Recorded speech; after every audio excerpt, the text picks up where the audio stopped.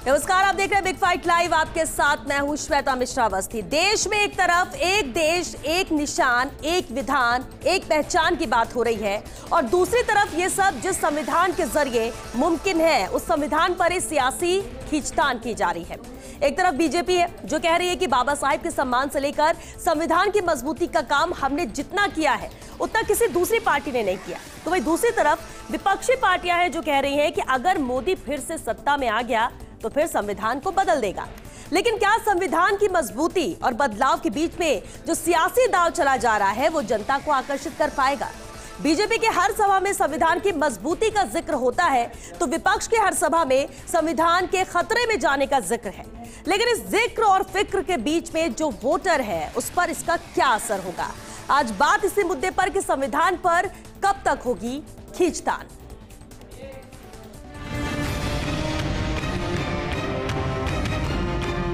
हमारे देश का लोकतंत्र खतरे में है।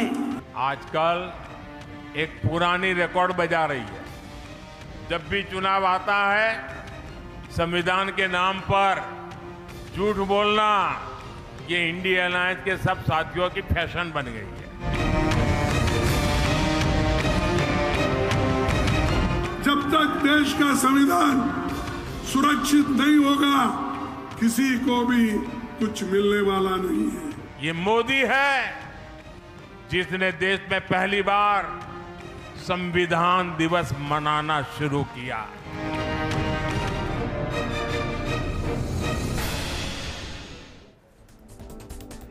तो कब तक जारी रहेगी संविधान पर खींचतान? बेहद अहम मुद्दा। और चलिए इस खास मुद्दे पर चर्चा के लिए खास मेहमान हमारे साथ जुड़ चुके हैं। सबसे पहले उनसे रूबरू करा देते हैं आपको। हमारे साथ है पूजा कपिल जी, बीजेपी प्रवक्ता है। बहुत स्वागत है पूजा जी आपका। हमारे साथ भरत मेघवाल जी भी है, कांग्रेस प्रवक्ता है। भरत जी आपका भी बहुत स्वागत है। और साथ ही हमारे साथ राजनीतिक विश्लेषक बरखा त्रेहन जी भी जुड़ चुकी है। बहुत स्वागत है बरखा जी आपका भी बिग फाइट लाइव में। शुरुआत आपसे ही करते हैं।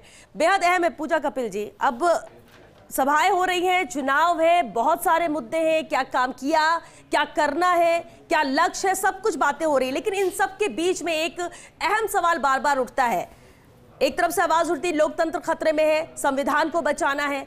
किससे खतरा है? कौन है जो लोकतंत्र को खत्म करना चाहता है या संविधान को किससे खतरा है? और क्यों ये खींचतान अभी इस वक्त भी बनी हुई जबकि इससे इतर भी बहुत सारे अहम मुद्दे हैं जिसे लेकर जनता के बीच में नेताओं को पहुंचना है या पहुंच रहे हैं? देखिए, देश का लोकतंत्र बहुत मजबूती से, भारत विश्व का सबसे बड़ा लोकतांत्रिक देश था, बहुत अच्छे से हमारा लोकतंत्र भी चल रहा है और उसको पूरी दुनिया भी देख रही है। लेकिन जिन लोगों को कुर्सी और सत्ता बचाने के लिए और कुछ नहीं आता या कोई मुद्दे नहीं मिलते, वो लोकतंत्र खतरे में, लोकतंत्र खतरे में कह के अपनी बात को रखते हैं। वो ये बताना भूल जाते हैं कि उन्होंने देश के लिए, इस लोकतांत्रिक भारत में उन्होंने क्या किया, किसके लोकतंत्र के लिए, गरीबों के उत्थान के लिए।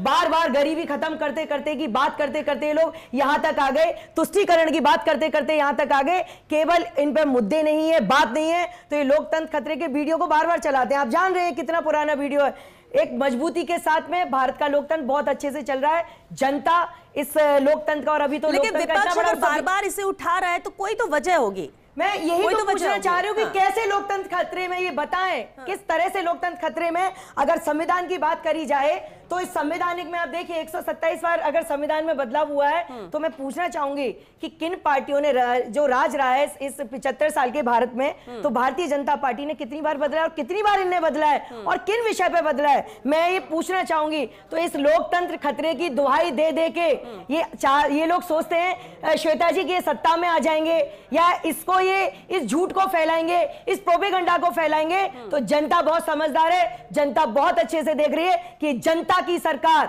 मोदी जी के प्रधान सेवक के रूप में और जनता के लिए शासन करने वाली सरकार, एक भारत को एक ऊंचाइयों पर ले जाने वाली सरकार चल रही है। ठीक है भरत मेघवाल जी, लोकतंत्र को बचाने के लिए जितना काम बीजेपी ने किया उतना किसी पार्टी ने नहीं किया है। संविधान मजबूती के साथ सामने है, जनता के बीच में है, जितना उसके लिए सोचा गया किया गया उतना बीजेपी के अलावा किसने किया, ये सब बातें आई हैं चुनाव के दौरान। लेकिन विपक्ष खासतौर से कांग्रेस बार बार कहता है कि लोकतंत्र खतरे में है। पूजा जी भी सवाल यही कर रहे हैं, आप जरा जवाब दे दीजिए कि खतरे में किस तरह से है, कितनी गंभीरता से इसे लिया जा रहा है या नहीं लिया जा रहा है, या सिर्फ महज ये एक मुद्दा रह गया है? देखिए श्वेता जी, इस देश का संविधान इस देश के प्रत्येक नागरिक को यह अधिकार देता है कि वो अपने मत से जनप्रतिनिधियों को चुनकर संसद या विधानसभा में बोलने का अधिकार दे। लेकिन हमने देखा कि इस देश के संसद में जब माननीय राहुल गांधी जी बोलते हैं तब उनके माइक को म्यूट कर दिया जाता है, उनकी सदस्यता को रद्द कर दिया जाता है। और हमने देखा इस देश की संसद के अंदर 143 से ज्यादा सांसदों को निष्कासित कर दिया जाता है सिर्फ इस बात पर कि वो ये पूछते हैं कि प्रधानमंत्री मोदी जी का अडानी से रिश्ता क्या है। इस देश के अंदर एक सिटिंग मुख्यमंत्री को सिर्फ एक बयान के आधार पर गिरफ्तार कर लिया जाता है, जहां पर माननीय सुप्रीम कोर्ट ने भी कहा कि बिना किसी चार्जशीट के आधार पर अगर आप किसी को गिरफ्तार करते हैं तो वो उसकी स्वतंत्रता का हनन है। और तो मैं आपको ये बताता हूं कि ब्रॉडकास्ट रेगुलेशन बिल को लाया जा रहा है, जहां पर अगर कोई यूट्यूबर ओटीटी या व्हाट्सएप इंस्टा पे भी अगर आप सरकार के खिलाफ कोई बात रखते हैं तो वहां पर सरकार आपको गिरफ्तार कर सकती है। और हम नहीं कह रहे, ये जर्मनी, यूएन, अमेरिका तक ने इस स्टेटमेंट को कहा है कि हम उम्मीद करते हैं कि भारत देश के अंदर जो चुनाव है, चुनाव बड़ी फेयर तरीके से होंगे। आज इस देश के अंदर अगर सरकार से सवाल पूछा जाता है तो आपको देशद्रोही घोषित कर दिया जाता है। आपने जो बात की उससे एक सवाल ये भी उठता है भरत जी कि विदेशी लोगों को इनके युवराज विदेश में जाके बात करते हैं, इतनी चिंता क्यों है? क्या उनको भरोसा नहीं है? हमारे देश की जनता अगर सवाल उठाए तो समझ में आता है कि चलिए कहीं उनको लग रहा है, लेकिन देश के बाहर बैठे लोग भी ये चिंता कर रहे हैं कि यहाँ पर चुनाव अच्छे से हो, क्योंकि देश की जनता और बाहर की जनता ये देख रही है कि इस देश में बोलने का अधिकार छीना जा रहा है। श्वेता जी, सरकार के खिलाफ आप एक शब्द नहीं बोल सकते। राहुल गांधी जी ने जब जब संसद के अंदर अपनी आवाज उठाई, उनकी आवाज को दबाने का प्रयास किया गया। और कितनी बार इस देश में जो सांसद है वो सांसद क्या कह रहे हैं कि हम संविधान को बदलेंगे। इन्होंने कहा कि कांग्रेस पार्टी, श्वेता जी मैं एक चीज का जवाब देना चाहता हूं। इन्होंने एक चीज कही कि कांग्रेस ने संविधान को बदला तो क्या किया? कांग्रेस ने संविधान को बदला तो बैंकों का राष्ट्रीयकरण किया, कांग्रेस ने संविधान को बदला तो पीवी पर्स को समाप्त किया, कांग्रेस ने संविधान को बदला तो जमींदार प्रथा। ठीक है, आप ये कह रहे हैं कि कांग्रेस ने अहम फैसले लिए, कांग्रेस ने फैसले लिए, आप ये कह रहे हैं। ठीक है, ठीक है, पूछना चाहता हूं इन्होंने संविधान को बदलकर ऐसा कुछ किया, इन्होंने देश का सशक्तिकरण का काम किया, इन्होंने आज तक किसी एक व्यक्ति को लाभान्वित करने का काम नहीं किया। इस देश के लोकतंत्र का गला घोटने का काम भारतीय जनता पार्टी कर रही है। मैं पूछना चाहता हूं भारतीय जनता पार्टी से। चलिए ठीक है, ठीक है, ठीक है, भरत जी एक मिनट। विश्वास है, आपके राष्ट्रीय नेता पर विश्वास है। आज जो छवि ग्लोबल लेवल पर भारत की बनी है, जिस तरह प्रधानमंत्री मोदी जी को खत्म करने का काम किया जा रहा है, जिस तरह इस देश में तानाशाही का काम किया जा रहा है, सरकार तानाशाह के खिलाफ बोलने वाले को गिरफ्तार किया जा रहा है के रूप में देख रहा है। और आप लोग हैं अपने देश की छवि मिटाने का। चलिए ठीक है, पूजा जी, पूजा कपिल जी, पूजा कपिल जी, पूजा कपिल जी, पूजा कपिल जी, ठीक है, आपने कहा प्रोपेगेंडा फैलाने का काम है। लेकिन भरत मेघवाल जी, आपने भी बात रखी, अपनी चिंता भी जाहिर की कि देश के अंदर है, देश के बाहर भी क्या सवाल उठ रहे हैं। लेकिन हमारे साथ एक मिनट पूजा जी वापस लौटेंगे आपके पास। बरखा त्रेन जी भी हमारे साथ, उनका रुख कर लेते हैं। बरखा जी, राजनीतिक विश्लेषक होने के नाते, क्योंकि देखिए मुद्दे बहुत है, सवाल भी बार बार उठते हैं, लेकिन सबसे अहम सवाल तो यही है कि कब तक संविधान को लेकर खींचतान होती रहेगी? क्या जो सत्ता पक्ष कह रहा है उसमें सच्चाई ज्यादा है, या जो विपक्ष बार बार सवाल उठा रहा है और विदेशी भी इस बात को मान रहा है, यह भी सवाल उठाया जा रहा है कि हमारे देश में लोगों को बोलने की आजादी नहीं? बरखा जी, आप क्या कहेंगे इस पर? जी, सबसे पहले मैं आपको ये बताना चाहूंगी कि मेरा भाई अभी जो कह रहे थे, चिंता जता रहे थे कि अगर कोई कुछ बोलेगा तो उसे गिरफ्तार कर लिया जाएगा, तो ये भाई बोल रहे थे लगातार इनकी गिरफ्तारी नहीं हुई। सबसे पहला सवाल तो इन्हीं से है। विपक्ष जो है लगातार मुद्दों पे काम नहीं कर पाया। अब जब मुद्दों पे काम नहीं कर पाया और अब इलेक्शन सर पे है तो क्या करेगा? वो यही कहेगा डेमोक्रेसी खतरे में, डेमोक्रेसी खतरे में। अगर डेमोक्रेसी खतरे में तो आप बोल कैसे रहे? आपकी न्याय यात्रा कैसे निकल रही है? आप सारे काम कैसे कर पा रहे हो? या मैं और आप आज इस डिस्कशन को भी कैसे कर रहे हैं? हम हर बात, हर मुद्दे पे आज बहस तो कर रहे हैं। हर नागरिक जागरूक है, वोटर को पता है कि कौन काम कर रहा है, जमीनी स्तर पे क्या काम हो रहा है। वोटर आत्मनिर्भर बन रहा है, वो चूज करने की शक्ति, उसके दिमाग काम कर रहा है, वो देख रहा है कि क्या काम हो रहे हैं। लगातार 370 हटाई गई, राम मंदिर बनाया गया।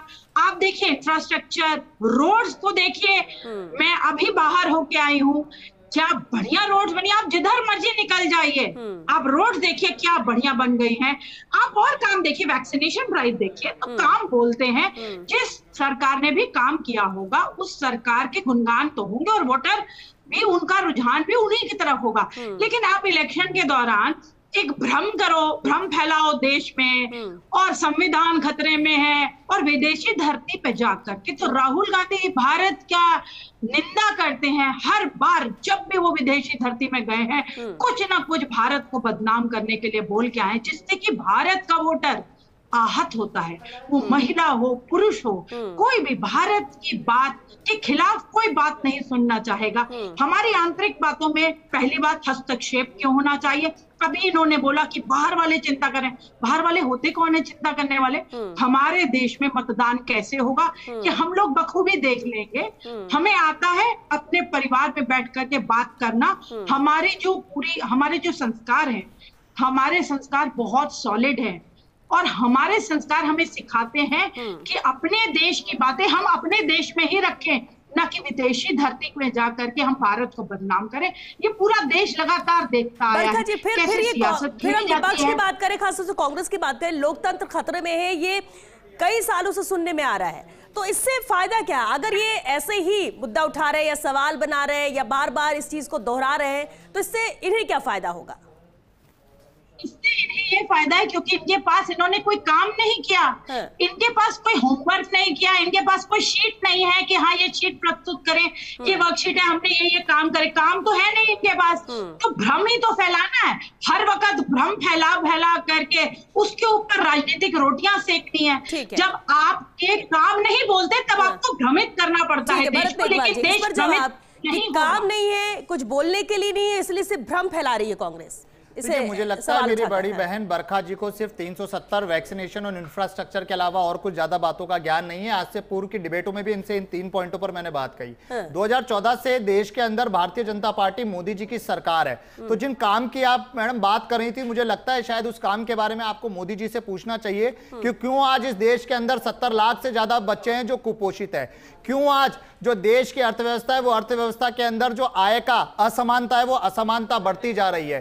क्यों इस देश के अंदर जो आपने कहा कि गिरफ्तारी नहीं होती, मैं चाहता हूं कि आप पढ़कर आइएगा, 100 FIR दर्ज हुई है दिल्ली के अंदर पोस्टर लगाने पर प्रधानमंत्री मोदी जी के। और जब इलेक्ट्रल बॉन्ड को लाया गया तब रिजर्व बैंक एक्ट को, कंपनीज एक्ट को, फॉरेन मैनेजमेंट एक्ट को बेतहाशा तरीके से बदला गया। वो सिर्फ इसलिए क्योंकि अपने जो उद्योगपति थे उन उद्योगपतियों से चंदा लिया जाए। जिन दवाइयों को टेस्ट में फेल कर दिया, उन दवाइयों को पैसा लेकर वापस से बाजार में लाया जाता है, जिससे कि जो लोग हैं, लोगों के स्वास्थ्य के साथ खिलवाड़ किया जाए। कांग्रेस की सरकार ने राइट टू इंफॉर्मेशन दिया, कांग्रेस की सरकार ने राइट टू फूड दिया, कांग्रेस की सरकार ने मनरेगा एम्प्लॉयमेंट दिया। मैं बरखा जी से पूछना चाहता हूं कि एक ऐसा कानून,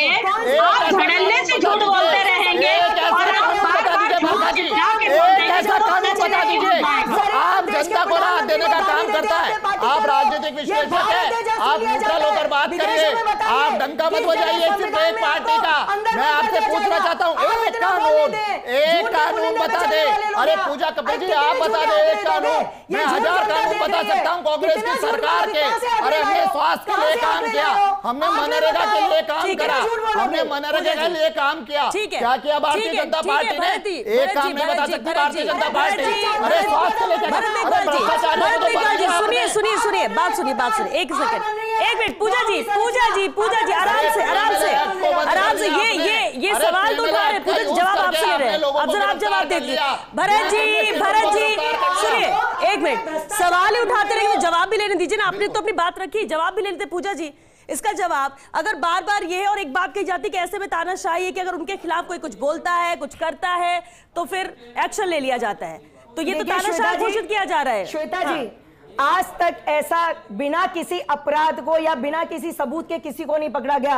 और अब ये बात कर रहे हैं, मैंने याद दिलाती हूँ, इन्हीं की कांग्रेस की प्रवक्ता ने जब केजरीवाल जी को गिरफ्तार किया था, बड़े पन्ने लेकर यही मीडिया के सामने इन्होंने पूरा रखा था, केजरीवाल जी ने यहाँ भ्रष्टाचार किया, ऐसे पैसा दिया।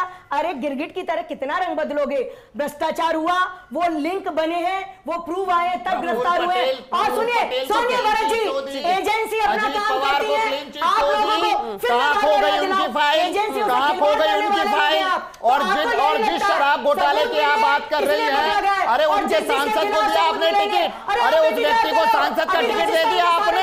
अरे कैसे दे दिया उस व्यक्ति को सांसद का टिकट? आपने मुझे ये बता दीजिए, आपने कैसे दे दिया उनको सांसद का टिकट? ठीक है, लेकिन भरत जी एक सेकंड, पूजा जी लोग जेल जा रहे हैं, पूजा जी ठीक है, और क्या ठीक है, जिसके तार जुड़े मिलेंगे वो ठीक है, चलिए आप कह रहे हैं, लेकिन भरत जी सवाल, एक मिनट, भरत जी सवाल ये भी कि चलिए ठीक है, जो गलत कर रहा है, फर्जीवाड़ा कर रहा है, जो आरोपी है, जिसकी मिलीभगत है, उसे तो जेल जाना ही पड़ेगा। लेकिन क्या कहीं लिखा है कि अगर कोई मुख्यमंत्री किसी राज्य का, तो उसको आजादी है ये सब करने की, और अगर मुख्यमंत्री आरोपी है तो क्या उसका जेल जाना गलत है? देखिए, इस देश के अंदर हर एक व्यक्ति पर समान कानून और समान संविधान लागू होता है, लेकिन भारतीय जनता पार्टी के अंदर न जाने अनगिनत ऐसे नाम मैं आपको बता सकता हूं जिनके ऊपर चार्जशीट दी जाती है, जिनके नाम दिए जाते हैं चार्जशीट में, ईडी उनकी संपत्ति कुर्क कर लेती है, और जैसे ही वो भारतीय जनता पार्टी का दुपट्टा पहनते हैं उनकी सारी चार्जशीटों को बंद कर दिया जाता है। सीबीआई की अजीत पवार का नाम कैसे हट गया ये बताइए आप? अरे 40 करोड़ रुपए की ईडी कुर्क हुई है। अरे एक सेकंड जवाब लेते, ठीक है पूजा जी नहीं, ऐसा कोई मुद्दा नहीं है, यहाँ आते हैं और मैं बिल्कुल कह रही हूँ श्वेता जी, जो भी राष्ट्रीय विचारधारा से अपने मन को परिवर्तित करके आना चाहता है,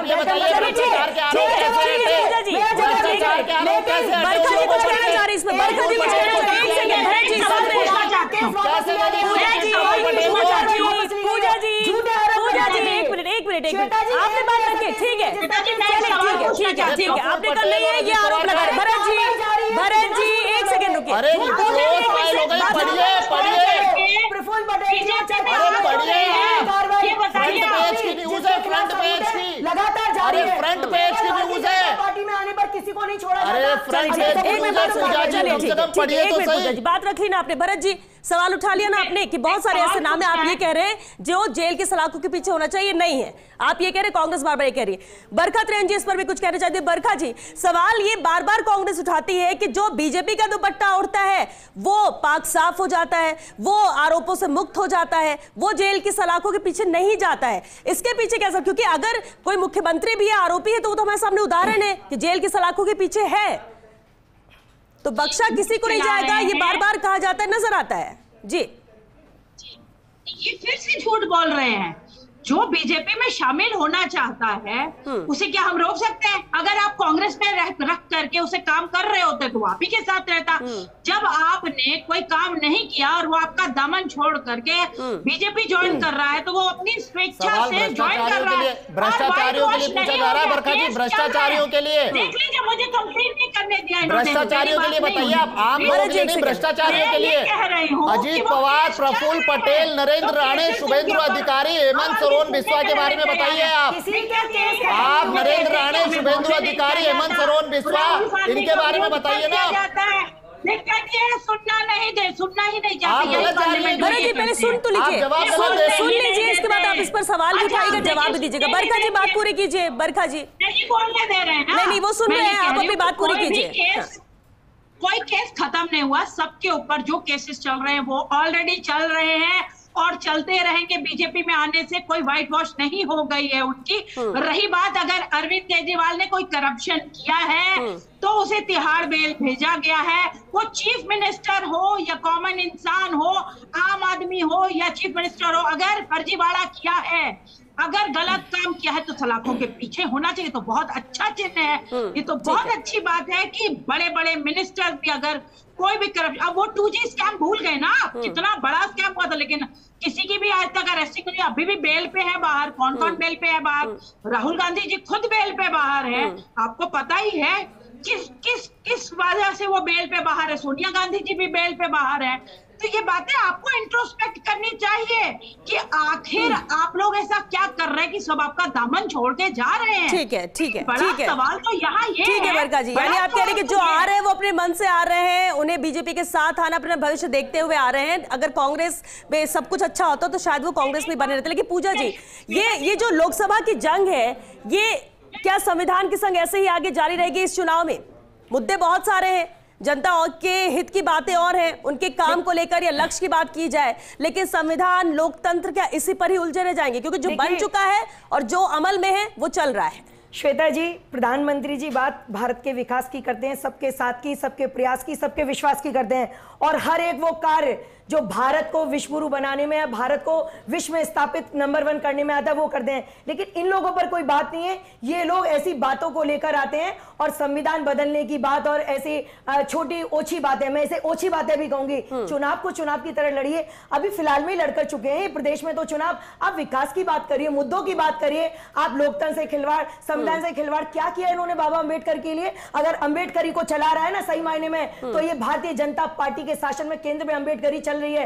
अंबेडकर जी चाहते थे जिस तरह का भारत चला रहे हैं, इन्होंने क्या किया है? इन्होंने तुष्टीकरण को लेके काम, भ्रष्टाचार, और बिल्कुल सही याद दिलाना, 2G, MG, पाताल, आकाश, सब तो नाप डाला था इन्होंने, किस चारे से लेके। ठीक है, चलिए आप कह रहे हैं कि आपके पास मुद्दे हैं, आप उन मुद्दों के साथ जनता के बीच में जा रहे हैं। ठीक है भरत जी, सबके गरीब उत्थान की बात करते हैं, किसान की बात, चलिए ठीक है, आप बात कर रहे हैं, लेकिन कांग्रेस, भरत जी ठीक है, आपने बात रखी कि आपके पास 10 साल के काम है, आप उनकी बात कर रहे हैं, भविष्य में क्या कुछ करने वाले उसकी बात करें। लेकिन भरत जी, 10 साल से विपक्ष में कांग्रेस है, अब इंडी गठबंधन है, इंडिया अलायंस को लेकर भी सवाल उठाए जाते हैं, बहुत सारे आरोप लगाए जाते हैं। ऐसा नहीं कि कांग्रेस अगर सब कुछ ठीक है तो जो अलायंस में भी है, कभी ना कभी कोई ऐसा बयान दे देता है, कोई कुछ ऐसा कह देता है कि पूरा इंडी गठबंधन पर ही सवाल उठता है। अब जनता के बीच में आप लोग जा रहे हैं, मुद्दा अहम क्या है? क्या खुद क्या करने वाले हैं? मैनिफेस्टो में क्या है? 10 साल पहले क्या कुछ बेहतर किया, या फिर 10 साल में क्या होना चाहिए था नहीं किया गया, वो है आपका अहम मुद्दा। देखिए श्वेता जी, पिछले 10 साल से, मैंने पूर्व में भी कहा,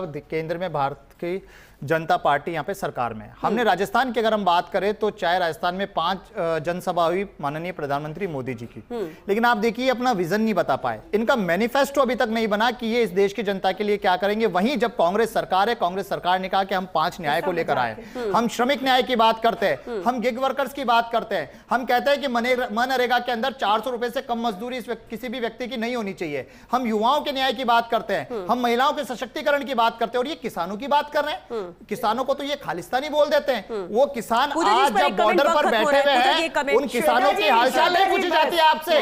आप यूट्यूबर को बुला लेते हैं, आप इन्फ्लुएंसर से मिल लेते हैं, लेकिन आप मणिपुर में नहीं जा पाते, आप किसानों से नहीं मिलते, आप बेरोजगारों से नहीं मिलते, आप युवाओं से। जवाब भी ले ले, सांसद जवाब भी ले ले, जवाब भी ले ले। अरे वायरल, फेक वायरल वीडियो छोड़िए, अरे फेक वायरल वीडियो छोड़िए, आपके फेक वायरल वीडियो लागू हो चुके हैं। अरे इस देश में, राजस्थान में, कश्मीर में तो बाबा रामदेव जी को पैदा कर देते हैं। अरे बाबा रामदेव जी को पैदा कर देते हैं प्रधानमंत्री जी कश्मीर में। अरे कुछ तो पढ़ लिख कर आइए प्रधानमंत्री जी, हमारे देश के प्रधानमंत्री हो आप हमारे प्रधानमंत्री हो, थोड़ा तो पढ़ लिया करो, थोड़ा तो पढ़ के आया करो। सुनिए ठीक है, थोड़ा तो पढ़ के आया करो। हमें बड़ा ठीक है, पूजा कपिल, एक मिनट, आप सुन लीजिए, ये आप सुन लीजिए भरत जी, आप भी सुनेंगे या नहीं सुनेंगे? आप भी सुन लीजिए, बात आपने अपनी पूरी रख ली, इन्होंने भी रख ली। फाइनल कमेंट चाहेंगे बरखत रहन जी, फाइनल कमेंट चाहेंगे, फाइनल कमेंट, वक्त खत्म हो रहा है। मैं ये कहना चाह रही हूँ कि वोटर से पूछो, वोटर को पता है कि कश्मीरी हिंदुओं के लिए किसने आवाज उठाई। अभिनंदन की माँ से पूछो। अरे वो कश्मीरी पंडित आज भी मांग रहे हो मकान, उन कश्मीरी पंडितों को मकान नहीं मिल रहे। अरे लद्दाख में 21 दिन भूख हड़ताल पे रहे वो बरखा जी। अरे नैन चक्षु खोलिए, इतना एक तरफ डाइवर्ट मत होइए। अरे कभी तो आप न्यूट्रल होकर बोलिए। लद्दाख में जिस आदमी के पास 17 से ज्यादा पेटेंट हो और जो भूख हड़ताल पर बैठा हो, वो राजनीतिक संरक्षण की मांग कर रहा है, वो अपने राज्य के लिए राजनीतिक संरक्षण चाह रहा है। चलिए, क्योंकि बहुत शुक्रिया आप सभी का इस चर्चा में शामिल होने के लिए। बहुत शुक्रिया भरत जी, पूजा जी और बरखत रहन जी, इस चर्चा में शामिल होने के लिए बहुत बहुत शुक्रिया। लेकिन सबसे अहम देखिए, संविधान पर खींचतान आखिर कब तक होती रहेगी? क्यों ये इतना जरूरी है? इतने सारे अहम मुद्दे हैं, जनता वो भी तो देख रही है। और अब जिस संविधान और लोकतंत्र की बात आप कर रहे हैं, जिसकी मजबूती को लेकर सवाल उठा रहे हैं, जिसके खतरे में होने की बात कर रहे हैं, वो तो जनता भी देख रही है। देश में रह रहे हैं, कितने राइट्स हैं आपके पास वो आपको भी पता है, कितनी आजादी आपको मिली है ये आपको भी पता है। तो फिर जो मुद्दे होने चाहिए जिसको लेकर सीधे तौर पर जनता जनता का हित है या नुकसान है, या लोग परेशान है, महंगाई हो, बेरोजगारी हो, अन्य मुद्दे, उस पर क्यों ना बात की जाए। और सवाल यही कि क्या ये जो पॉलिटिकल पार्टीज है वो अब संविधान पर ही खींचतान करती रहेंगी या फिर कुछ और अहम मुद्दे जिसको लेकर भी जनता के बीच में जाएंगी, ये भी बेहद अहम है। लेकिन जो सच्चाई है वो सबके सामने है। अब कोई सवाल उठाए या उसका कोई जवाब दे या ना दे, उससे शायद जनता को तो कोई फर्क नहीं पड़ता। चलिए इसी के साथ बिग फाइट लाइव में आज के लिए बस इतना ही। दीजिए इजाजत, नमस्कार।